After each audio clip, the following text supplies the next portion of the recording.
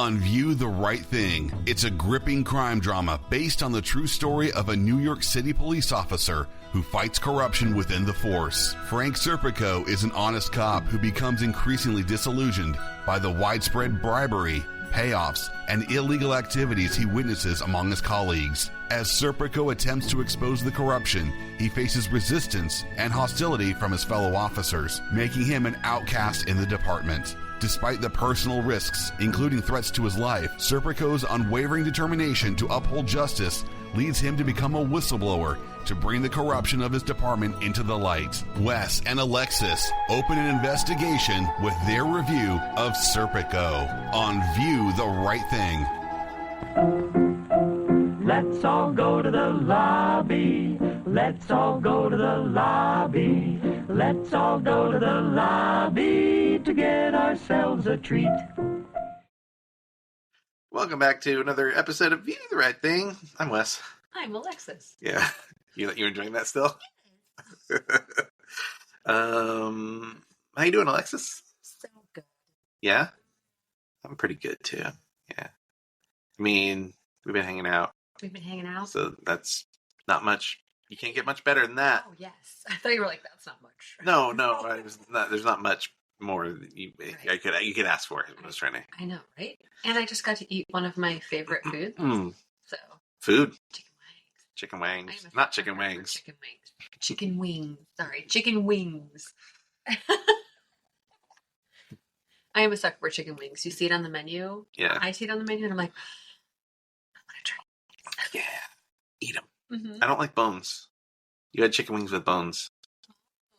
You got... Tenders. I got naked tenders. They had no clothes on. Rated R. Yum. Yeah. Yeah. Yep. Anything to report? Any great news? My allergies are still awful. I feel you. I know. It would be great if the world would stop with this allergy stupidness. No paid sponsorships over here. I'm just joking. I'm joking. No. Yeah. Oh, for the listeners, she was taking a drink of an ice cold Coca-Cola Zero. Sponsor us, Coca-Cola. That's never happening. Could you imagine? No, I can't. There's this really great little podcast that's like a book club for movies. Yeah, we really need to. We need to broaden our audience. Yeah, we need to hone in on a really narrow niche. Yes. Yeah. You never know. Yeah. Wilder things have happened. Sure. Wilder things. Mm-hmm. Wilder hearts can't be broken. I guess. Yep. So let's get into trailers. Let's just do it. Let's talk about it. Awesome. What do we watch? Today? The first trailer we watched is called You're Cordially Invited. Yeah, and I was like, this is Alexis's kind of movie. This is her jam. 100%. Yeah. Yep. I try to. Stupid comedy. Sometimes I'm looking for trailers for us, and I'm just like, whatever I can find, please, for the love of God. And other times I'm like, I can curate this a little bit. So. Thank you. You're welcome. And, you know, I torture you quite a bit with the horror stuff, and you know, every once in a while, just gotta throw you a bone. I appreciate it. Yeah, you're welcome. I'm excited about this movie. So it's Will Ferrell, Reese Witherspoon, and the girl, I can't remember how to say her name, so I'm not going to say it, but I love her. She's fantastic. She was Who is it? Amber Midthunder? No. Oops. Amber Midthunder was in that? Wrong movie. Oh, I was like, what? I do like Amber Midthunder. She's in the other one. She's in the, we'll get to that. Geraldine. No, that's the woman that you're, oh yeah. Viswanathan? Okay. Viswanathan? Yeah, I'm sorry, I don't know how to say your name. I'm so sorry. If you're hearing. But on the plus side, you do amazing work. So, I'm a big fan of hers. But anyways, and it's about Will Ferrell's daughter gets engaged, and Reese Witherspoon's best friend gets engaged, and they plan and somehow double book the same venue on the same day. Yes. And it's like, it's from the same people that did Neighbors. So it's got that vibe to it, where it's like two warring parties, trying to up the ante. Yeah, It's like, how can we escalate this? And there's an alligator in the trailer, so it's escalated. So right. It's all how much more ridiculous can you get? Yeah, it's all fun and games till an alligator is brought out. So how'd you feel about that? I was very excited. Yeah. It also has Meredith Hagner, who is known for being in Bad Monkey and Palm Springs. See Palm Springs. And she's the girlfriend in Palm Springs. His girlfriend. His girlfriend? Blonde. Oh, I don't remember her. The only one I remember is her. Christine Milioti. She's his actual girlfriend. Andy Samberg's girlfriend? Yeah. Oh, okay. I don't remember. Oh my gosh. Misty. He's like, I'm Misty's boyfriend. That's Misty. That's fine. I saw it once during COVID. And Jeff and I have watched that movie so many times. There was actually one day where we watched it 3 times. Alexis. I mean, I guess whatever gets you through the life. Different every single time. Okay. It's just one of those movies that we like to watch. We'll just throw it on. Be like, oh. It's pretty rare for me to watch something multiple times, let alone multiple times in a day. There have been some movies that I've watched multiple times in a day. Yeah. Where I'm just like, oh my gosh, this is amazing. I have to show somebody. So. I mean, I even got Jeff in Orchid Explosion by Fournier t-shirt, which is in the movie, I'm assuming. Yes, it's in the movie. Sorry to be a party pooper on this. I just don't know. The movie was great. I really enjoyed it. I'm not poo-pooing the movie. I just don't remember it. That's okay. Which is funny because it's sort of about people who can't forget it because they keep living it over and over again. Yeah. So. It is. Yeah. It's a good one. I like the girl that's in that a lot. Christina Milioti. Yeah. Yeah. I could take or leave Andy Samberg, but yeah. And also the woman from Riverdale. Camila Mendez. Yes. Love her. She's in something new, I think, that I was really excited about. Yeah. I don't know if it was fan casting or if she's actually cast. I'm trying to remember what it was, but it's like playing a character that's Masters of the Universe. She's playing Tila. Mm-hmm. Yeah. She'll be a good Tila. Is that? Put her in that outfit. What? I'm sorry. Ooh, Alison Brie is in that too. She's Evelyn. She is. Yeah. And Jared Leto. We don't. Yeah. I'm not. I'm not a fan. I'm not a fan. Yeah. Yeah. I don't know. The guy that's playing He-Man does not look like what I think he should look like, but who knows by the time they get to it. You never know. I have no idea who he is either, so never heard of him. Nicholas Galitzine? Yeah. Do you recognize him from anything? Don't. Not at all. Okay. But that's okay. Yeah. He's done some maybe smaller things, or just things for No, maybe he's unknown. Who knows? He just isn't what I expect. Mary and George. Don't know what that is. It's that show. It's a TV show on Stars with Julianne Moore. I know George. She plays Queen Mary, and he plays King George. Oh, I know George and Martha.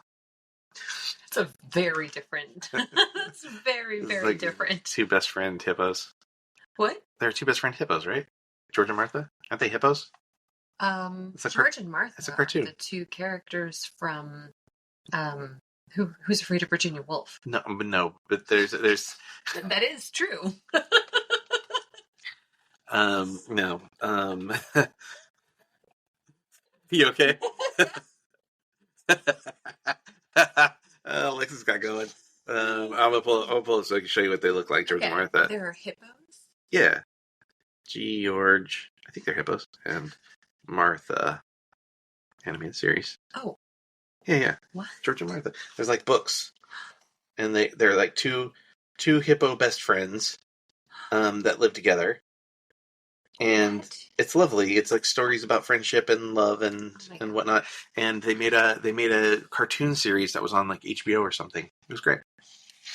Interesting. I think Nathan Lane was George. And I can't remember who played Martha. Now I gotta look that up. Wow. We don't have our helper with us this week. Miss her. George and Martha. Oh, Oh, you're right. Andrea Martin. Yeah. Nathan Lane and Andrea Martin. Wow. Yeah. Pretty great little cartoon. Check it out. Cute. Just keep taking it. I'll I have to like check- this. Oh, wow, that's from like 99. Yeah, you know. That was a little while ago. Yeah, a bit ago. Just a bit. Anyway, I really want to see You're Cordially Invited. Yeah, I would watch it. There's part of me that was like, I hate this. And that's only because I hate the concept of like somebody's wedding being ruined. Like, it just makes me really fucking sad. And I know it's like played for comedy, but it still makes me sad. It's like, ruin some other event. Run a birthday party or a graduation or whatever, but I don't know. The wedding just makes me sad because you only get like one. You spend a lot of money on it, and you only get one shot at it. I mean, sort of.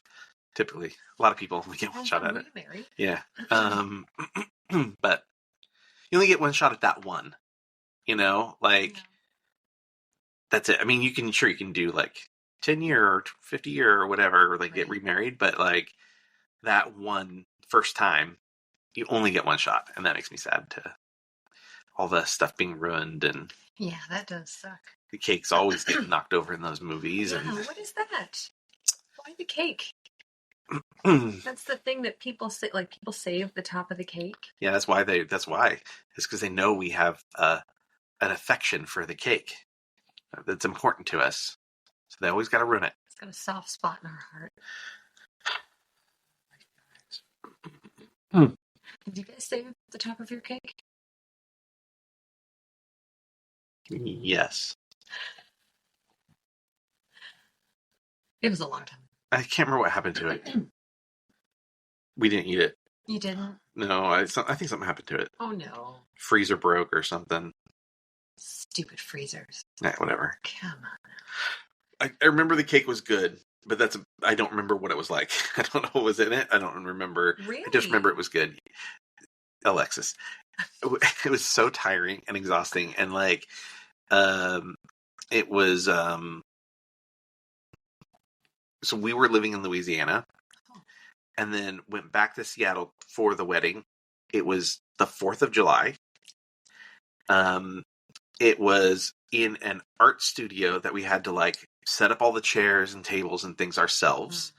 And then, had to like coordinate the groomsmen, be like, hey, you guys got to get this stuff taken down. And like, because as soon as this is over, we're out of here. So, people still like partied, but we left and, went to the airport to fly to Disneyland and for our honeymoon. And yeah, it was just really stressful. And I remember like we got little massages at the airport and stuff. And I bumped up our tickets to first class last minute there, and we got in and sat down in first class, and there was a problem with the plane, and we were like 2 hours late leaving. Or at least we were sitting in first class, but Des slept the entire time. She did not experience first class. She was out the entire time, and by the time we left during the day. And by the time we got to Anaheim and checked into our hotel, it was the next day. It was July 5th.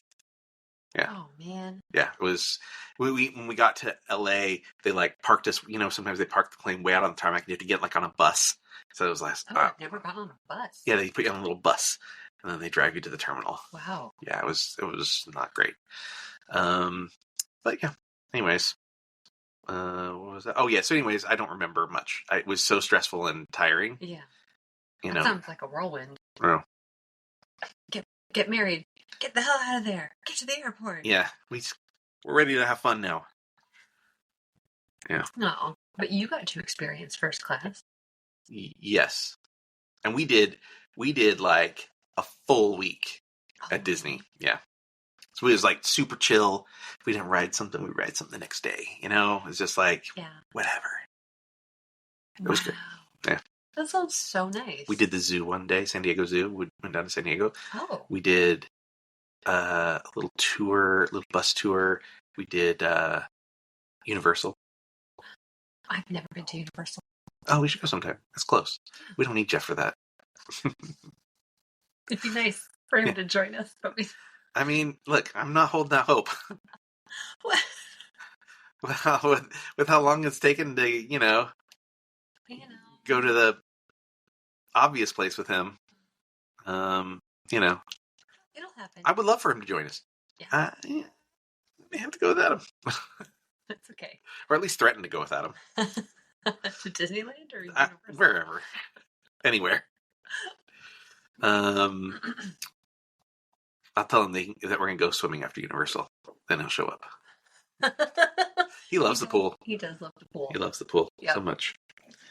What was the other movie The second trailer that we watched was Novocaine. Novocaine with Jack Quaid, who I love. I love Jack Quaid. He's great. He's great. He's on that violent show. Yeah. The Boys? The Boys. Yeah. I was like, The Heroes? No. That's not right. No. Who else was in this trailer? Yeah, that one person. Was this the one that your friend was in? Or the person you know was in? Yes. Yeah. Yeah. Betty? We went to school together. Betty Gabriel. Oh. She's in it. Amber Midthunder. Amber Midthunder. Fantastic. Yeah, she's great. Matt Walsh. I like Matt Walsh. Bachelon. Yeah, from Spider-Man movies. Yeah. And that awful tarot movie, but, Tarot? Yeah, he was in a movie about tarot cards. Oh. It was like a teen killer, kill the teen movie. Dead teenager movie. That's what Roger Ebert would call them. Dead teenager movies. Dead teenager movie. Yeah. Fun. Yeah, I'd rather have a bad thing like that than a no thing like that. Yeah. So. Yeah. This was such an interesting premise. This guy can't feel any pain. Yeah, really cool. It sucks for people that live with that. Sometimes, sometimes people who can't feel pain have a really short life expectancy. Because they don't learn like what the warning signs are. Like they don't have people to teach them like stay away from this kind of thing, or these are the things you got to look for. And so they end up putting themselves in harm's way. Yeah. At least that's what I understand. I'm not a doctor, so I don't know for sure. I know, shocking, right? With all that medical advice I've given you. Yeah. Uh-oh. I know, I'm shocked. Yeah. It works so well. Yeah. This looks like a fun... It looks like a fun movie. So if I remember right, the girl he falls for, he has a hot date with, and then she gets kidnapped in a hostage situation because she works at maybe a bank or something, and he decides he's going to get her back. And there was some fun, creative, like sort of kills because of and fight scenes because of the whole idea that he can't feel pain. It's like sort of like Crank, but instead of like adrenaline, it's he can't feel pain. It's almost the opposite in some ways. And he's not Jason Statham. He's like lanky Jack Quaid. Very different. Yeah. So. Yeah. It looks cool. Yeah. Yeah. I know how you were like, oh, I picked this first one for you, but this one's for me. I get down with it. No, it's not like you don't. I know. It's not like you dislike the movies I like most of the time. We do have different Sure. tastes. Yeah, I yell at you, call you crazy, and I throw you out of the house. That happened. No. Those are fun. Yeah. Fun times. And I think this one comes out on Friday. Oh. March 14th. Okay. Yeah. Noted. So good catch. We can see it really soon. Yay. The previews that we watched, the trailers, I'm sorry, are very different from the movie that we watched today. Yeah, what was that? We watched Serpico. Serpico. I'd never seen it. I had never heard of it. So I clearly had not seen it. Yeah. This is about an honest New York cop named Frank Serpico who blows the whistle on rampant corruption in the police force, only to have his comrades turn against him. Mm-hmm. And boy, if that ain't just fucking true. Yeah, this movie, if there ever was an ACAB movie, this is it, right? Like, almost every cop is bad in the film.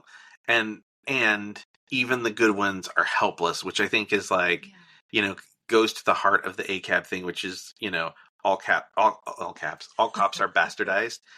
Which is important to bastardized. Yes. I always thought it was just bastards. No, I think people. There's a lot of people that think that, but it's supposed to be all cops are bastardized.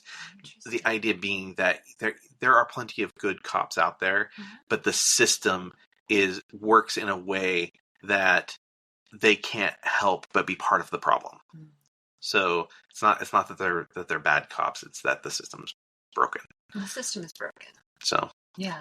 And this is a great example of that because there's some good cops that, like Serpico, for example, the true story. Also did not know that. So, I'm glad we knew that it was a true story going in. Yeah. It's two true stories back to back. We did Aaron Brockovich last week, and now we have this one. Are there any more true stories in there? Yeah, I'm pretty sure. Pretty sure it was like Warner movies. So, did you enjoy this movie? I did. I did too. I was really tired, so the pace was a little hard, but I did really enjoy it. And I didn't think the pacing was bad. I just personally was struggling a little. Yeah. I enjoyed it as well. What's the movie about? Oh wait, you already read that. I did. See? Tired. But it's also very artistic. Yeah, it's Sidney Lumet. Yeah. Brilliant director. Whomever was the cinematographer. Like those shots. Yeah. Let me find out. Yeah. Who could that be? It was a lot of really nice use of like, foggers, like smoke machines, lighting placed in really great places. And even like in the firing range, I thought the lighting was really interesting, especially the last time he goes into the firing range and it's like he's basically firing in the dark. It's like really cool. Not practical, really cool. You were looking up the cinematographer. I don't know anything else he's done, but his name was Arthur J. Ornitz. Rattle off a few things that he's known for cinematographer wise. Well, IMDb. Just Serpico. Death Wish. Okay, Death Wish. That's Charles Bronson. Hanky Panky. Okay, don't know. With Gene Wilder and Gilda Radner. Aww. And not much else. The Chosen. No, The Hard Chosen. Hat and Legs. Yeah. Hard Hat and Legs. Yes, he passed away the day before my first birthday. Oh, so yeah. He's been gone a while. Yeah.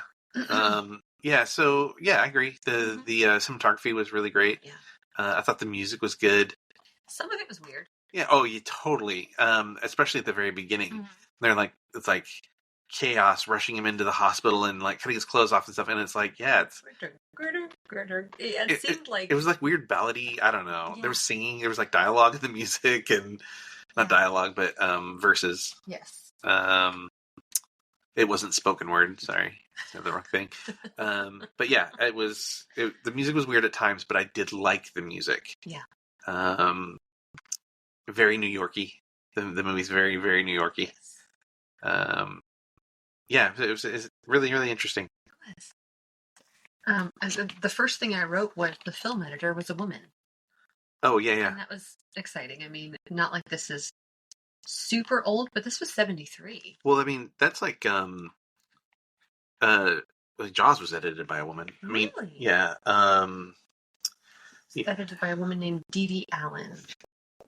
Dee Dee Allen. Dog Day Afternoon. Uh-oh. Also, there's a connection to Dog Day Afternoon in this film. Is there? Besides Al Pacino. Oh.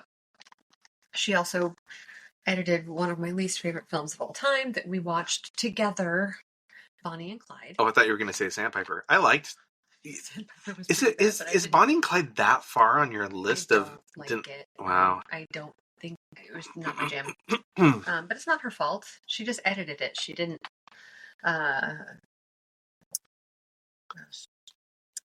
She also edited John Q.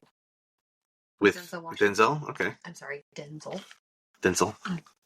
I recently learned that it's not Denzel, it's Yeah. Denzel. Yeah. So I'm working on remembering. I was going to say another really famous woman editor, Verna Fields, Jaws, American Graffiti, Paper Moon, What's Up, Doc? I mean, just like tons of like really, really great stuff. So, I don't think it was that uncommon in the 70s. Okay. I mean, it just still even feels like it's a male-dominated field. Yeah. Yeah, probably. I think that's probably right. Yeah. So. Oh, yes. Sorry.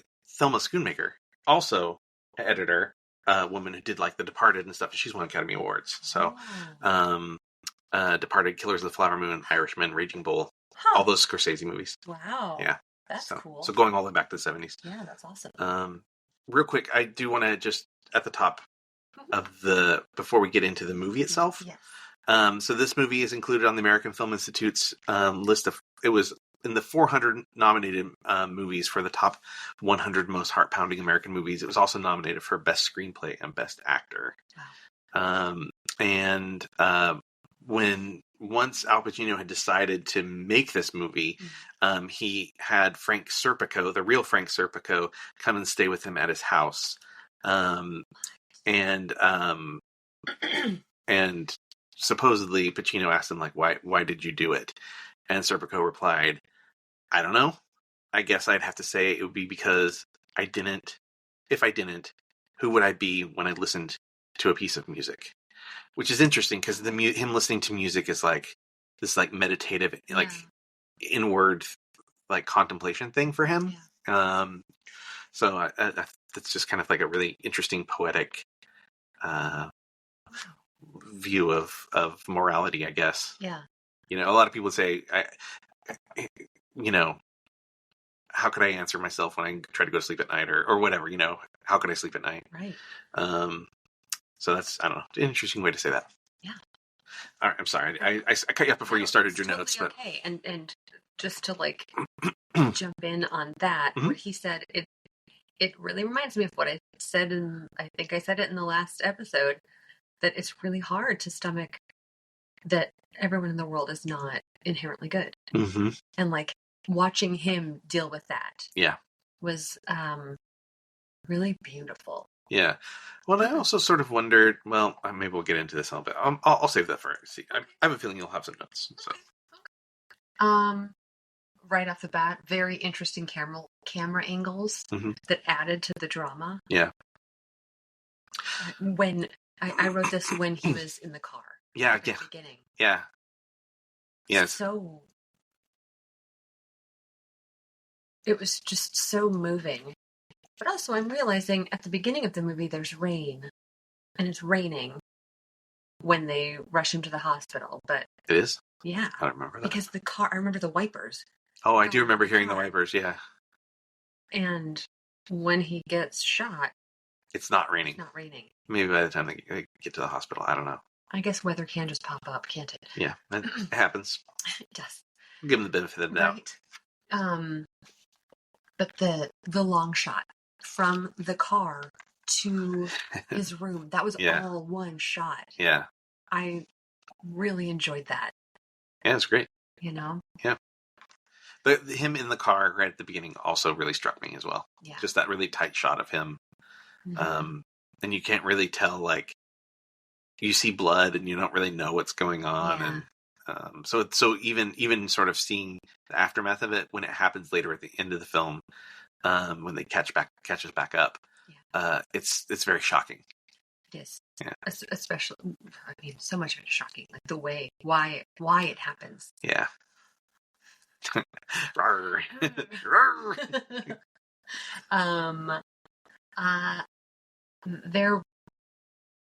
When he was going through his training, being a cop, when he's like sworn in, I guess. Yeah. The man talks about the 4 pillars of what a police officer needs: integrity, honesty, courage, and compassion. Yeah. Which, oh my gosh, it's just like Aaron Brockovich. They say yeah. what he is. Yeah. And all the things he's going to be tested, you Yes. know? Yeah. I really enjoyed that. I'm gonna bring it up now because Okay. could you repeat those?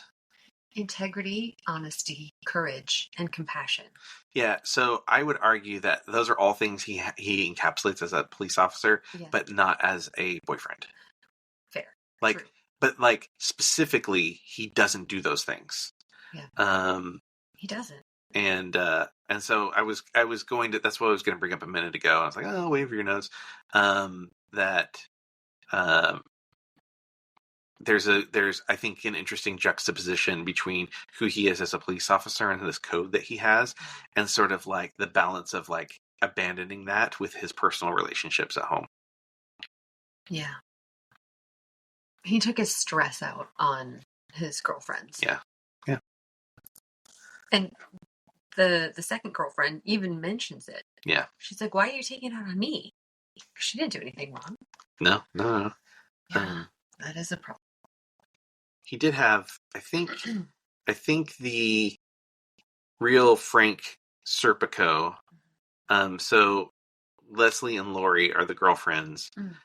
He did marry both of those women, and he married two more women named Mary Ann and Marianne. So, yeah, interesting. But he did marry those girls. Wow. Yeah. Not at the same time, I don't think. I hope not. Well, that one, the first girlfriend was like, I have that down in my notes a little bit. We'll get to it when we get to it. Yeah. So did you notice, like, so they go flashback and he's like all clean shaven. Uh-huh. Do you notice anything about his hair and his facial hair throughout the film? It slowly gets, like, covers more and more of his face. And his hair gets longer throughout. Yes. So it's always progressively more, right? Yes. They shot the movie in reverse order. That's so clever. Yeah. Yeah. Because then he would just have to trim it. They wouldn't have to wait for his hair to grow out. Yeah. Oh, that's clever. Yeah. There's another movie that I really like with Christian Bale called Rescue Dawn. And it's a true story about a fighter pilot who gets shot down over Vietnam, I believe, and he becomes a prisoner of war. Oh.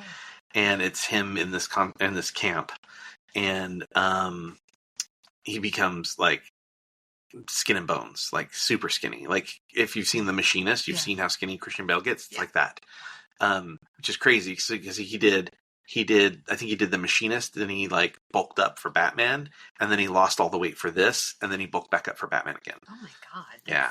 Very dangerous. Yeah. Well, I'm sure he, under supervision, but one of the things they did for Rescue Dawn is they shot it chronologically backwards. Uh-huh.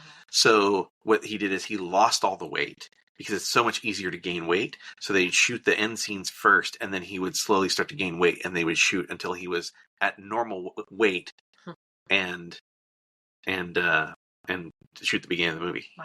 Yeah, it's pretty cool. Commitment. Right? It reminds me of that. Yep. Ethan Hawke is also kind of reminds me of, just like Boyhood, just that commitment to like 12 years of shooting something is like actors just really being in their craft is really impressive. So. Yeah. I was excited to see a young Judd Hirsch. Yeah, I missed him. You see, like, I knew he was that much of his, like, the side and back of his face, but I heard his voice. Yeah. I was like, is that Judd Hirsch? IMDb, tell me. Yes, it was only his second film. I read that he was in it, but I didn't catch him. Yeah. He was at the hospital. Gotcha. Was he a doctor or a cop? A cop. He was a detective. Oh, okay. Yeah. But that was fun. Mm-hmm.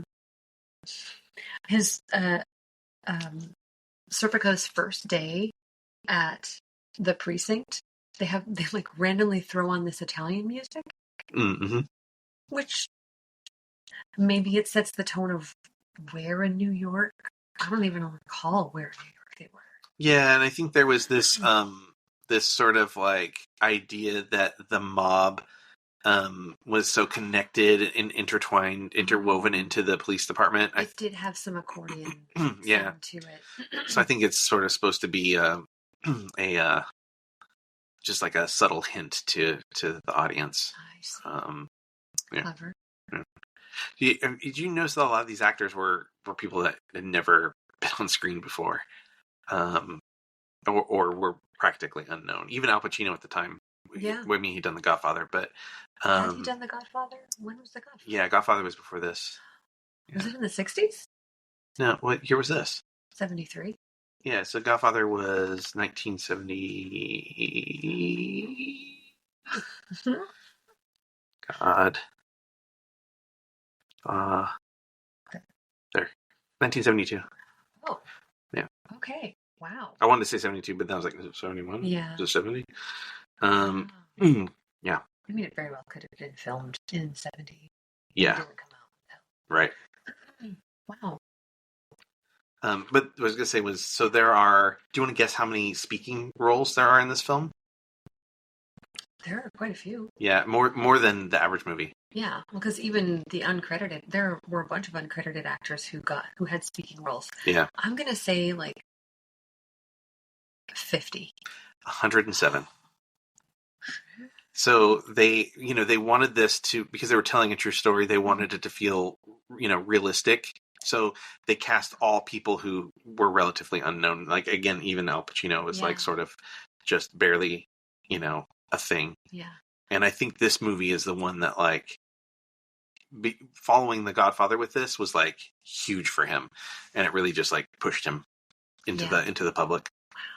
Wow. Yeah. So a lot of unknown people. Yeah.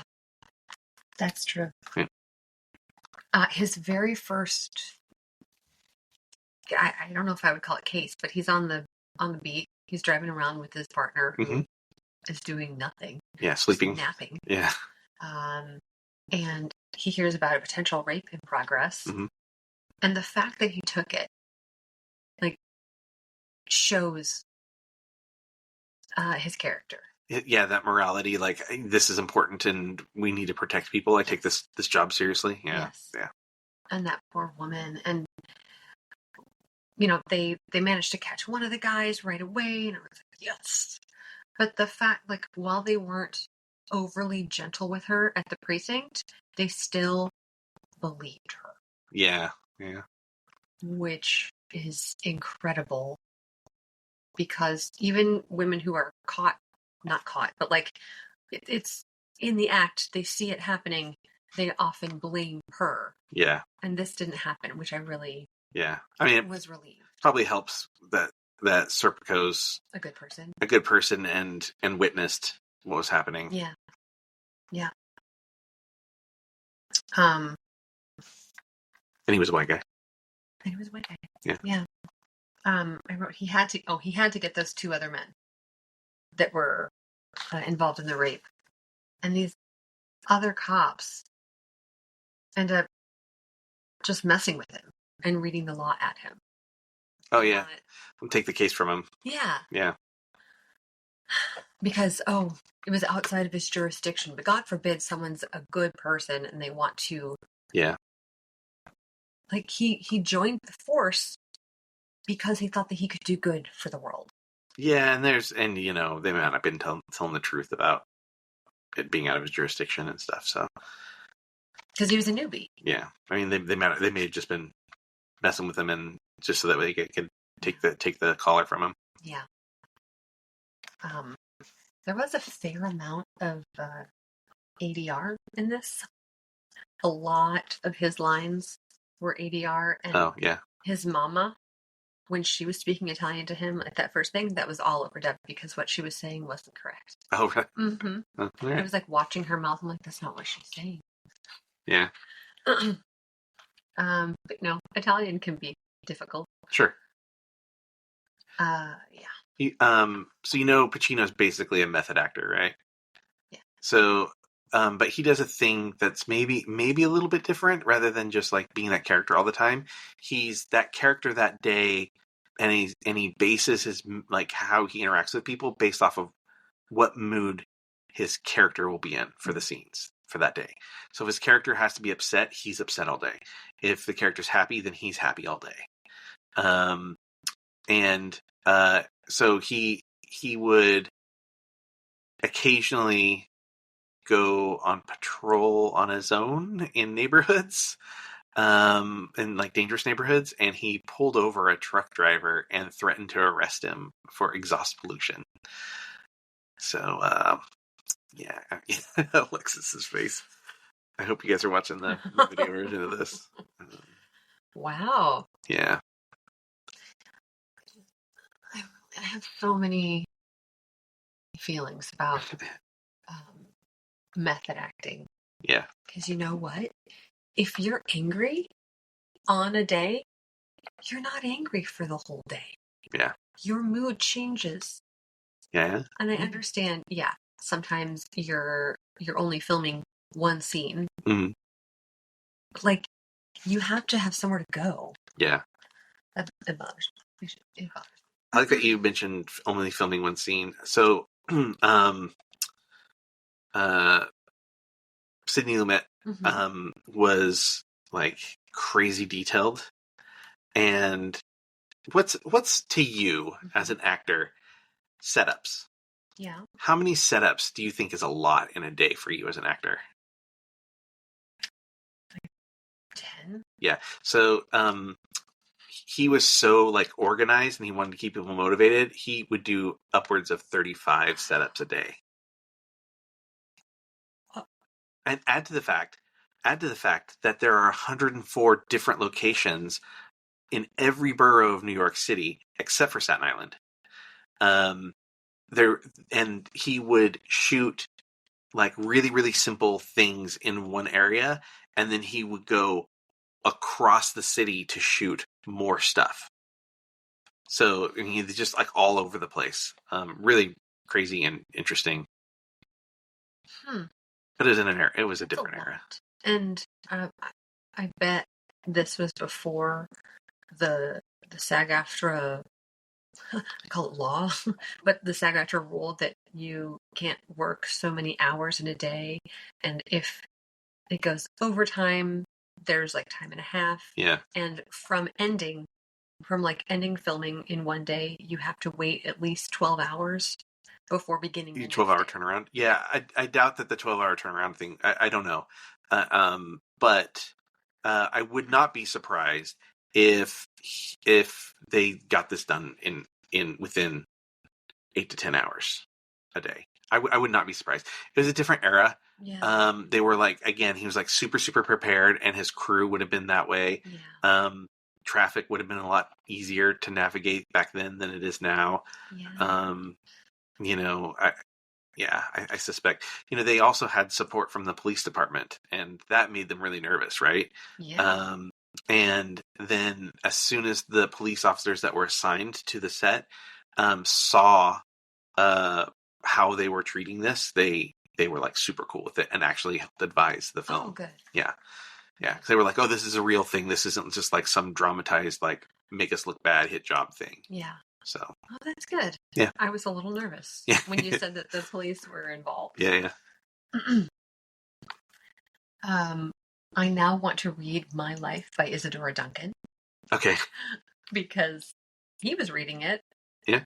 And he was such like he seemed like a no-nonsense dude. Yeah. Like, he was open to whatever. He was thoughtful and again, like I said earlier, he's kind of meditative. He was intelligent. He was a really intelligent guy. Yeah. Even though he called himself a dumb cop. Yeah. But because that's what everybody treated him as. Yeah. Immediately after him talking about reading the book My Life by Isadora Duncan and then doing a fouette and a little dance down the hallway,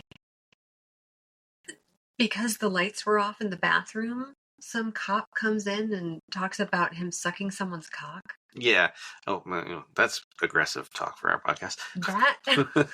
That was verbatim. I know. I'm just saying. I think that's the first time those words have been uttered on the podcast. So. Oh, I'm sorry. We swear, but that's aggressive. Yeah. So a couple things. There was, I think, a really strong anti or homophobic, but an anti-LGBT LGBT. Yeah. I mean, it's like I'm trying to like figure out like how much of that applies to this era. Like, right. It probably would have just been LGBT. and T, probably T as well. Yeah, there's Okay. T for sure. But so there's a really, really strong like anti-sentiment, especially in like cities like New York, and this was also an era of like, you know, lots of porno theaters and a lot of street crime per se. Not necessarily just like big crime, but like specifically small street crime.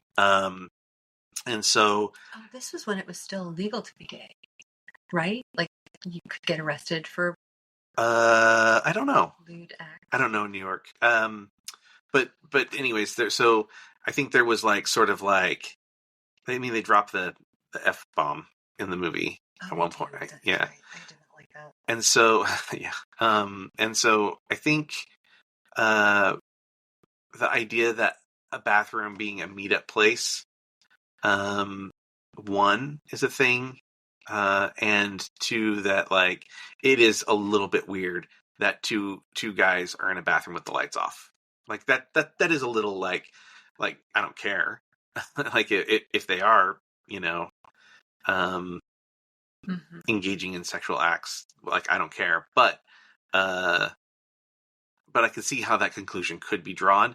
But the interesting thing I thought with that scene was that he already knew why they were in there and that it wasn't for gay related activities, because he said, "Oh, you're gonna try and tell me it's just a peeping Tom thing." It's like, okay, that means he already knew this is a spot for peeping Toms. Yeah. So he was looking for an excuse to A, be homophobic, and B, give this guy a hard time. What a dick. He was looking for a fight. I hate people like that. Yeah. Yeah. What else you got? I don't have many more. He goes by Paco. Why Paco? So Paco is short for Francisco. What? Yeah. It's a thing. It's a thing. I am dumbfounded. Maybe it's a sort of a differentiation. I mean, they call him Frank in the movie also. And Francis.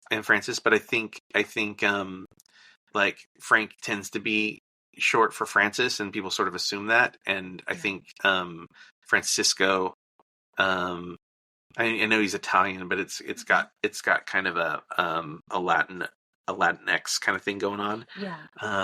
And so I think Paco is sort of how you differentiate between Francisco and Francis. Okay. It is a thing. All right. Today we I just learned something new. I just enjoyed that there was a Captain Tolkien. Yeah. And there was a moment where I thought, oh, he gets what Serpico is doing to go undercover. Yeah. Like, thank goodness. Yeah. Everyone else was giving him shit because he had a mustache and looked weird. Yeah. He's like, no, you do whatever you want. Yeah. Well, yeah. And I sort of wonder now, having seen the whole thing, if he was like, cool, now I have another guy to collect for me. Rather than, yeah.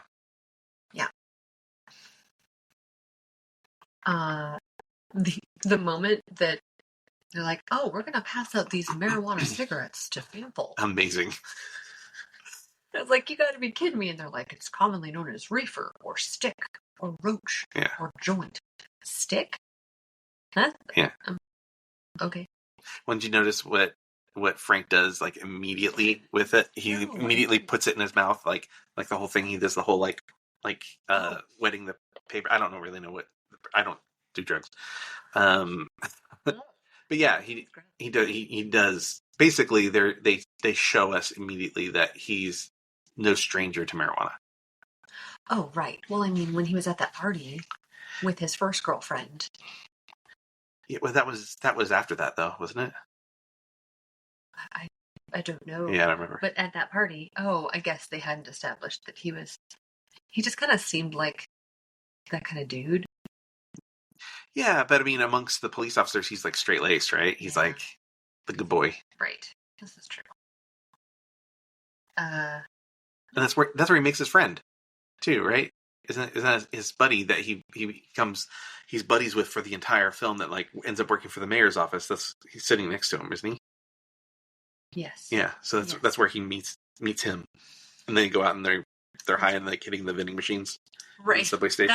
That's right. Yeah. That first girlfriend, they're in the bathtub, and she just goes, "I got something to tell you. I'm gonna marry this guy in Texas in 2 months if you don't marry me." It's the 70s, free love, baby. Right. That's just so. What an ultimatum. Why are you waiting until you're naked in the bathtub? Well, she specifically says, I feel like this is a good time. Oh. Yeah. Both women do that to him. Like the other girl specifically has him meet her in a public place. Like I felt like this was a good way to do this. Huh. Yeah. Because he does have a temper. He has a temper, and I don't know, he doesn't think the way other people do. Yeah, that's true. So the random envelope with $300 in it. Yeah. That he received. Yeah, so was his payment. That was his payment for being one of the undercover cops. Like they're all like in a pool, in a pot together, and that's their way of like getting him in with them. Like now you're a co-conspirator now. I see. Yeah. Okay, thank you. Because I was like, where did this money come from? Yeah. It was clearly a lot of money back then. By the way that one cop looked at the amount, he was like his eyes fell out of his face. Yeah, $300 is a lot of money in that era. Yeah. That's why when he takes it to his friend's like, you shouldn't have taken this. And when they talk to the higher up's like, here's one of two things is going to happen. You're either going to go down for this or blah, blah, blah. Mm-hmm. And that's because he walked away with the money. Basically, he accepted the bribe. Yeah. So dumb. It was interesting that he recorded all of the calls to his home. Yeah. I guess that's legal in New York. Well, I mean, it's not legal here. Not here, not now. But although it is, so it isn't. Not without letting the other person know. Not true. If you think that a crime is being committed and you can prove that over the phone, then you can get evidence of that crime over the phone without letting the person know. Okay. But you can't just record a conversation that you're having with someone. You're not supposed to, but again, I don't know exactly the verbiage. Okay. I don't know if you can record it and you can't keep it.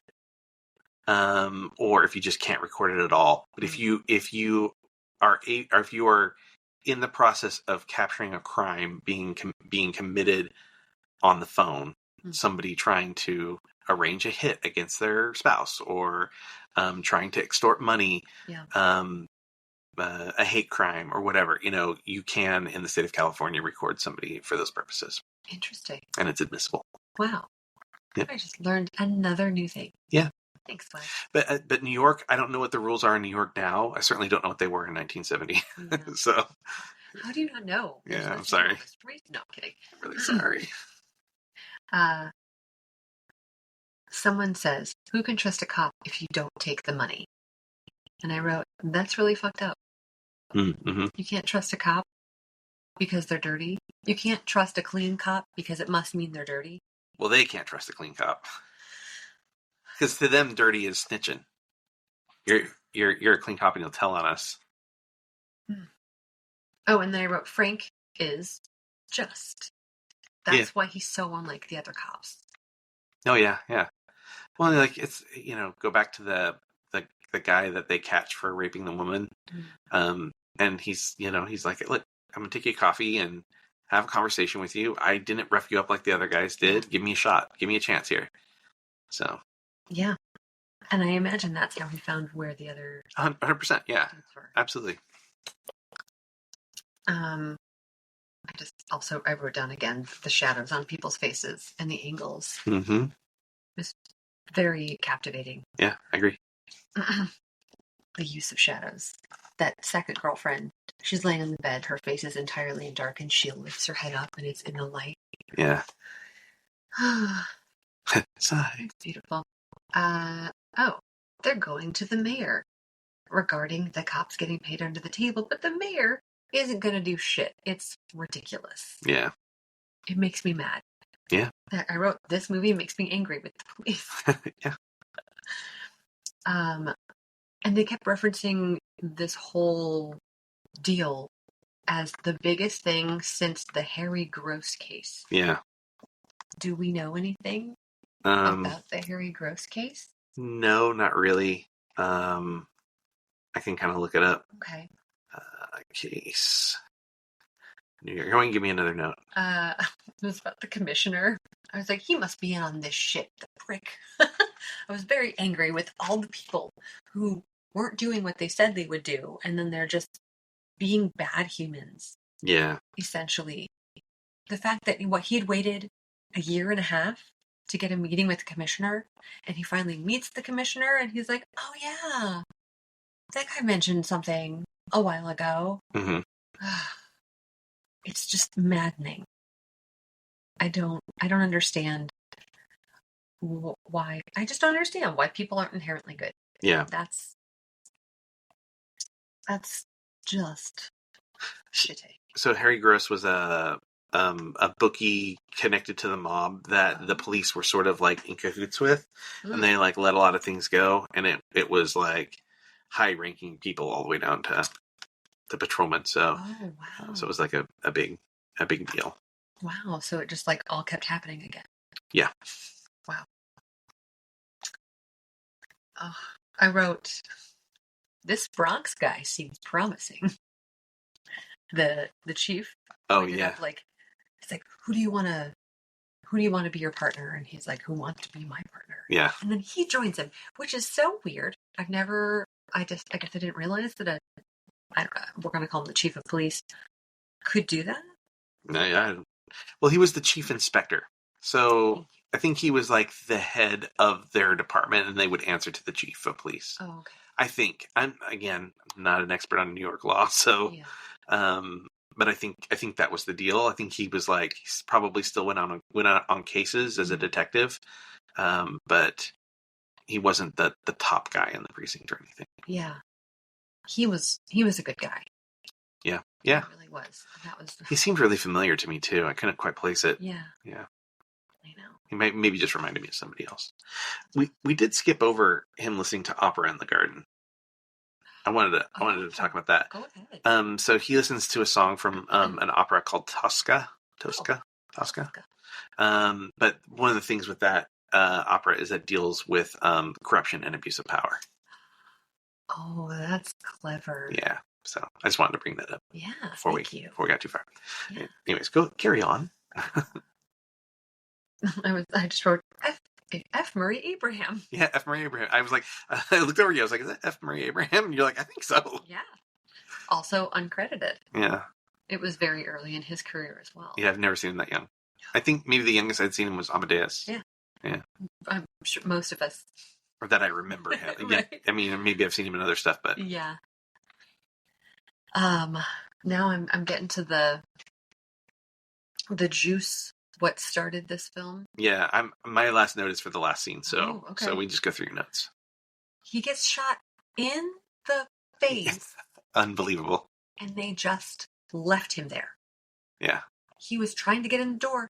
Those assholes just stood by and watched. Yeah. Supposed to be his, I guess, partners. One of the people told him that, like one of the cops that sort of like warned him at the firing range was like, they're going to send you in first, and one of these days, like, you're going to go in first in the wrong door. Yeah. And that's what happens. That is exactly what happened. It just, it's like they don't do a damn thing.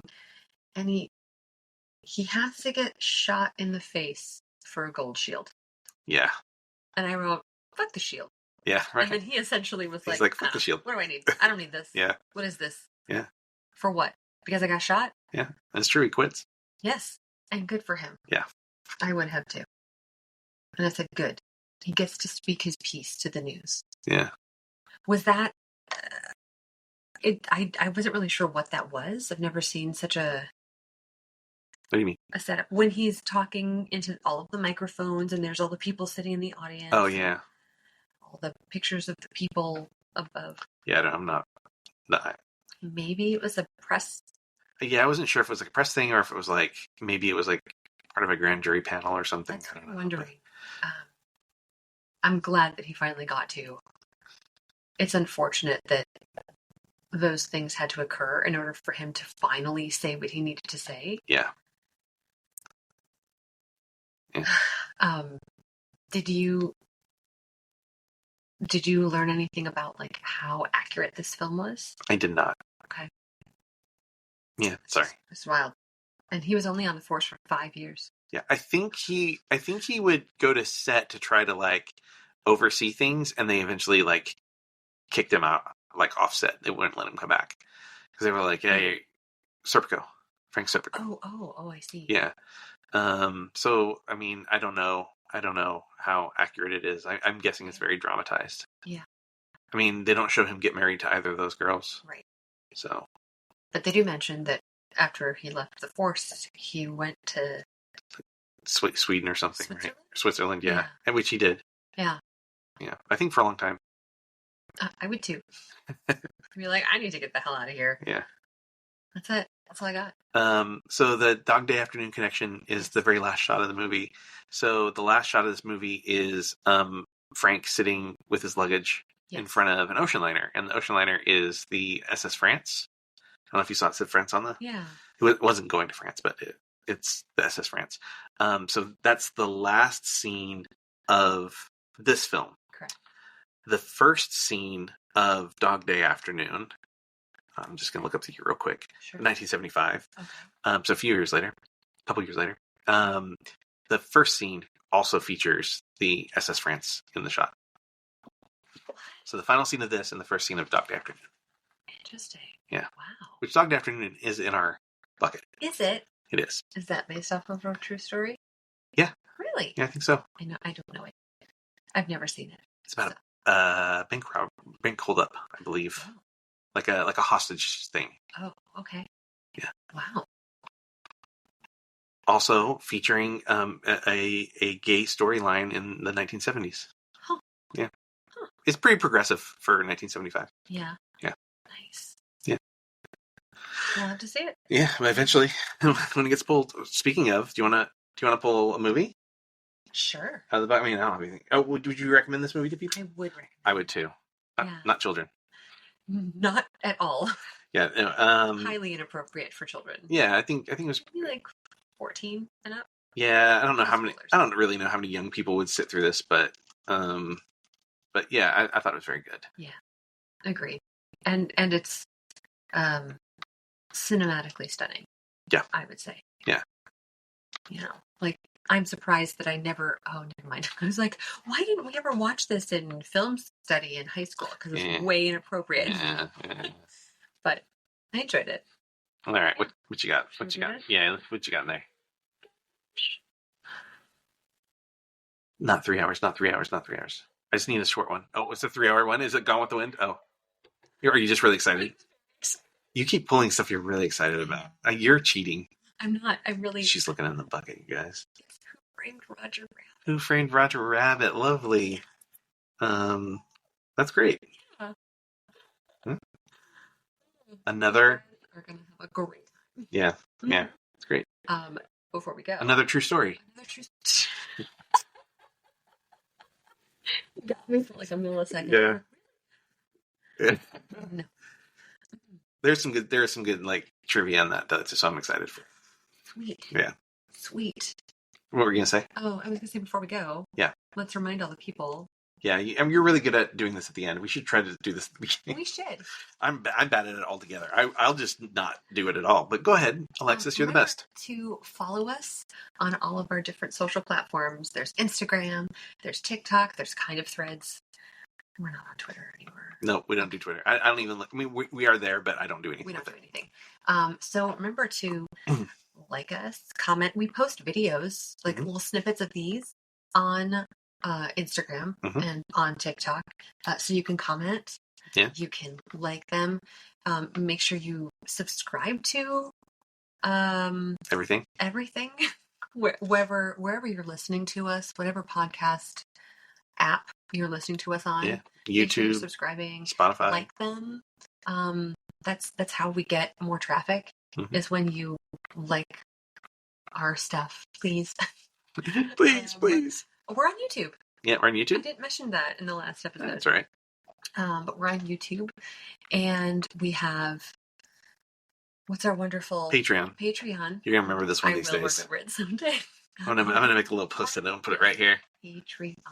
We're on Patreon, and we have different tiered levels that you can support us. You can either support us by just being there and being lovely. A free tier. If you feel like throwing a couple ducats our way, we would not say no. Quack, quack. We would say thank you. And we have a community watch. Yeah. It's once a month. Once a month. Yeah. Once a and month. You get to vote. You can vote on what movie we watch. Yeah. How cool is that? Yeah, it's very cool. You get emails about our episodes. Like, how cool is that? Yeah, it's very cool. Oh, I forgot about that. When was that next View the Right Thing? Oh, look, I got an email. Awesome. It's great. We need to record you just doing this and like a really clean. I mean, just put that out there constantly. Yeah. Yeah. So. Yeah. Do it. Us. Listen to her. She's smart. Love us. That's all we need. Yeah, you're just looking for your love.